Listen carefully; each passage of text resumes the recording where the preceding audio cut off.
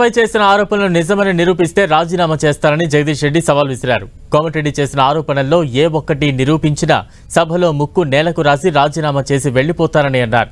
తనపై ఆరోపణలు నిరూపించకపోతే కోమటిరెడ్డి సీఎం ఇద్దరు ముక్కు నేలకు రాయాలని డిమాండ్ చేశారు. తను ఎప్పుడూ బ్లాక్ మెయిల్ రాజకీయాలు చేయలేదని, ఏనాడు బ్యాగులు మోయలేదని కౌంటర్ ఇచ్చారు.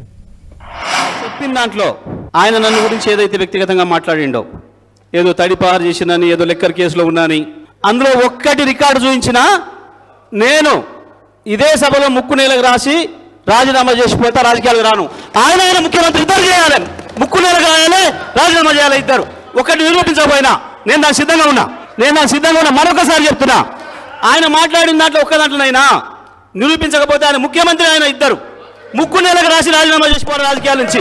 నేను అడిగున్నా దీని నిలబడాలి అధ్యక్ష. నా పైన ఒకటి కాదు 3 హత్య కేసులు పెట్టిండ్రు. వాళ్ళే అధ్యక్ష 3 పెట్టిండ్రు. ఇదే కాంగ్రెస్ పార్టీకి సంబంధించిన ఆనాటి శాసనసభ్యుడు, మంత్రి.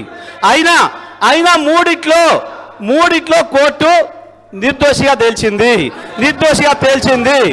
ఇది తప్ప ఆ తర్వాత తెలంగాణ ఉద్యమ సందర్భంగా వచ్చిన కేసులు తప్ప ఇంకా ఒక్క కేసు నా మీద ఉన్నా. ఆయన పెట్రోల్ బంక్ అన్నాడు, మిర్యాలగూడ అన్నాడు. ఈ రెండింటి విషయంలో హౌస్ కమిటీని వేయండి. నేను ఆయన ముఖ్యమంత్రి చేసే ఆరోపణలు కానీ ఈయన ఆరోపణల మీద నేను నిలబడి ఉన్నా. ఇప్పటి కూడా చెప్తున్నా, వాళ్ళు ఈయన చెప్పిన రెండిట్లో ఒక్కటి లేకపోయినా నేను ఇక్కడ ఉన్నా, ఒక్కటి నిరూపితమైనా ఇక్కడి నుంచి అక్కడికి మీ టేబుల్ దనుక ముక్కు నేలకు రేసి రాజీనామా చేస్తే వాళ్ళిద్దరు కూడా పనిచేయాలి. ముఖ్యమంత్రి అండ్ కోమటిరెడ్డి వెంకరెడ్డి ఇద్దరు కూడా పనిచేయాలి.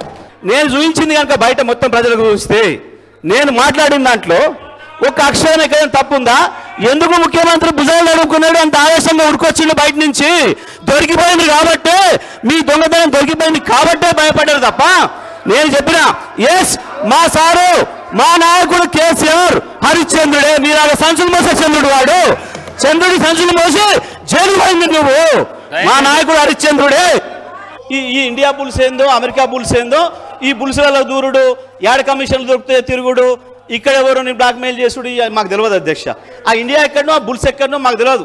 వారే పట్టుకొచ్చారు. మరి వాళ్ళ దగ్గర వీరెందుకు పోయినరో, దేనికి దొరికిందో బుల్సో వీళ్ళకు, అది ఆయనకే ఎరక అధ్యక్ష, సీఎం గారికి ఎరక. ఆ బుల్స్ ఎక్కడ ఉన్నాయో మాకు తెలియదు. ఈ బుల్స్ చోటికి మేము ఎప్పుడు పోం, మాకు అలవాటు లేదు అధ్యక్ష, మాకు అలవాటు లేదు.